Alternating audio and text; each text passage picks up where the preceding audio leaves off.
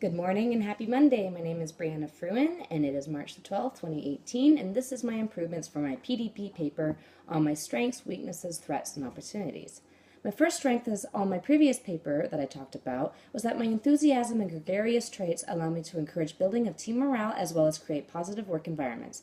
However, the challenge of this trait was that while it is good to develop good relations and even friendships in the workplace, it is important to still keep a level of professionalism to not distract from productivity. For example, I will be riding a horse I am hired to exercise, and I will get socially chatting with the owner watching the ride and distracted. This distraction can lead to multiple problems regarding my safety and the horse's. To improve this issue, I have developed a mantra of politely saying, "That is very interesting and I'd love to chat with you about it, but your horse needs my full attention right now. Do you mind if we talked about it afterwards?" The owners have almost always responded with a yes or no problem, and even I had one owner comment on how much more quickly the horses are progressing. Therefore, it is great to be gregarious, but it is still very important to still keep focus on the work at hand, and I must remind myself of that. A second strength is that I know pardon me, that not every answer to everything will be textbook, and that problems regarding social interactions are dynamic and require myself as a problem solver to be flexible, of which I see myself as being quite successful at.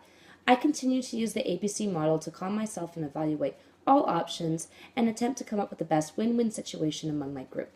So long as I continue to be open-minded and unbiased and keep control of my responses in a calm and positive manner, I can effectively be a good decision maker, I believe. Weaknesses being overly sensitive to criticism is a major barrier to my growth and potential. And my goal these past couple of weeks was to view the criticism as a challenge to build me up and not take me down, and also to acknowledge my achievements more when I am successful with this. This was a struggle to switch around my emotional reflex from a negative feedback loop to a positive, but results proved effective as my energy and motivation levels improved along with my eating habits and social life. Continuing with this model of retraining my emotional responses will most likely be what gets me through to my degree. In my previous paper, I talked about how life is full of conflict, and whereas yes, I need to look at all options and do whatever I can to help solve them, I should not put myself in situations where I'm taken advantage of by dominant personalities, as being subservient to the dominant personality does not work, and I don't have the will to fight fire with fire. The best measure of solution I could think of was to put up boundaries and stick to them. There are limits in what I'm willing to do and not do, and by being polite but firm, people have a better idea on where I stand, and usually results show myself receiving more respect when I use this assertiveness effectively. By being assertive and sticking to my set boundaries, I am less likely now to be taken advantage of. However, I still need practice on not wavering on those boundaries and compromising too much at my own expense. This one's a work in progress. For opportunities to help combat my anxiety levels, better manage my schedule, and prevent myself from taking on too much, I tried counseling and peer counseling to help guide me through my planning stresses and prevent myself from the negative effects of being overwhelmed. The peer counseling proved most effective as by speaking with my peers on the matters at hand, and with their prior knowledge of my habits and goals, they were able to provide helpful advice.